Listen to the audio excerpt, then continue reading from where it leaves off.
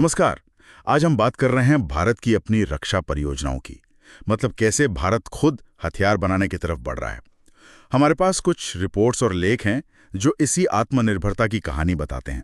तो चलिए इन्हीं स्रोतों के जरिए समझते हैं कि ये आत्मनिर्भरता भारत के लिए जरूरी क्यों है और इस जमीनी हकीकत क्या है। हाँ बिल्कुल। देखिए इसकी अहमियत ना कई लेवल पर है। सबसे पहली बात यह है स्ट्रैटेजिक आज़ादी की। मतलब जब आपके हथियार, आपकी तकनीक अपनी होती है तो आप किसी भारी दबाव में नहीं आते। आप अपने फैसले खुद ले सकते हैं। कुछ रिपोर्ट्स बताती भी है कि कैसे पहले विदेशी सप्लायर्स की शर्तों से हमें दिक्कत हुई। तो आत्मनिर्भरता वो बंधन तोड़ती है। अच्छा, तो ये सिर्फ फौजी ताकत बढ़ाने की बात है या इसकी कुछ आर्थिक पहलू भी हैं? क्योंकि कुछ लेख घरेलू इंडस्ट्री पर असर की बात भी कर रहे हैं। नहीं, आर्थिक पहलू तो बहुत ही गहरा है, बहुत अहम है। और ये सिर्फ बड़ी सरकारी कंपनियों की बात नहीं है। आप देखिए, जैसे तेजस लड़ाकू विमान का प्रोजेक्ट है, वो अपने साथ सैकड़ों छोटी बड़ी प्राइवेट कंपनियों एमएसएमईज के लिए मौके बनाता है। इससे न सिर्फ रोजगार मिलता है, बल्कि देश में एक पूरा टेक्नोलॉजी का इकोसिस्टम वो खड़ा होता है। ये आत्मनिर्भर भारत का एक ठोस उदाहरण है, कह सकते हैं। आपने तेजस का नाम लिया तो इसी पर थोड़ी और बात करते हैं। HAL और ADA से बनाया है, ये काफी चर्चा में रहता है। तो स्रोतों में इसकी क्या खास बातें बताई गई हैं? तेजस वाकई एक अहम पड़ाव है। ये हल्का है, सुपरसोनिक है और कई तरह के रोल निभा सकता है। और सबसे खास बात, इसे भारत की ज़रूरतों के हिसाब से डिज़ाइन किया गया है। अभी जो MK1 मॉडल है, वो हमारी वायुसेना में पुराने MiG-21 की जगह ले रहा है, पर नज़र तो भविष्य पर है। तेजस MK2 और नेवी के लिए जो बन रहा है twin engine deck based fighter यानी TEDBF, उस पर काम जोरों पर है। ये हमारी हवाई ताकत को बिल्कुल अलग लेवल पर ले जाएंगे। हवा से अब जरा पानी पर आते हैं। INS विक्रांत, भारत का पहला खुद बनाया हुआ एयरक्राफ्ट कैरियर, 2022 में नेवी में शामिल हुआ। ये सिर्फ एक जंगी जहाज तो नहीं लगता, उससे कुछ ज्यादा है। यकीनन INS विक्रांत, जिसे ISC-1 भी कहते हैं, वो सिर्फ एक युद्धपोत नहीं है।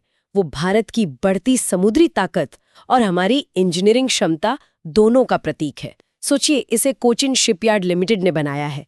ये दिखाता है कि भारत अब इतने बड़े और जटिल मतलब कॉम्प्लेक्स नेवल प्लेटफॉर्म्स बनाने में सक्षम है। ये भारत को ब्लू वाटर नेवी मतलब गहरे समंदर में ऑपरेशन करने वाली नेवी बनाने की दिशा में एक बहुत बड़ा कदम है। तेजस और विक्रांत, ये तो बड़े नाम हो गए, लेकिन आत्मनिर्भरता की कहानी शायद यही खत्म नहीं होती। DRDO का क्या रोल है? और भी तो प्रोजेक्ट्स होंगे। क्या स्रोत उनमें भी ऐसी ही कामयाबी दिखाते हैं? हाँ बिल्कुल, DRDO का रोल तो बहुत ही अहम रहा है।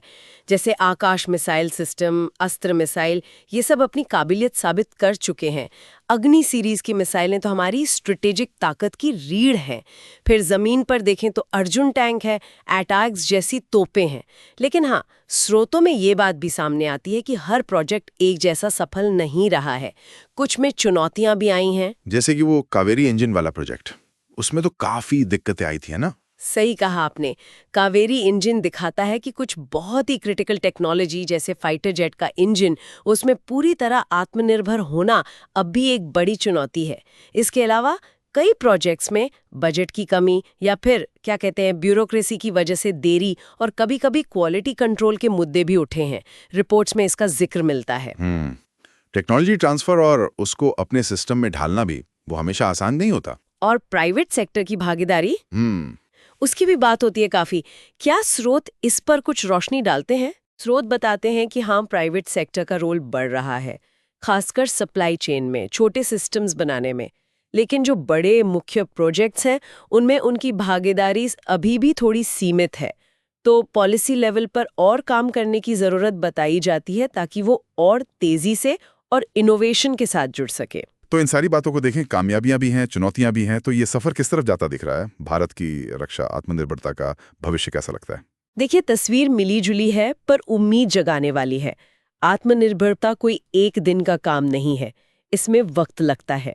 पर तेजस, विक्रांत, हमारे मिसाइल प्रोग्राम्स, ये सब दिखाते हैं कि नींव काफी मजबूत है और दिशा सही है।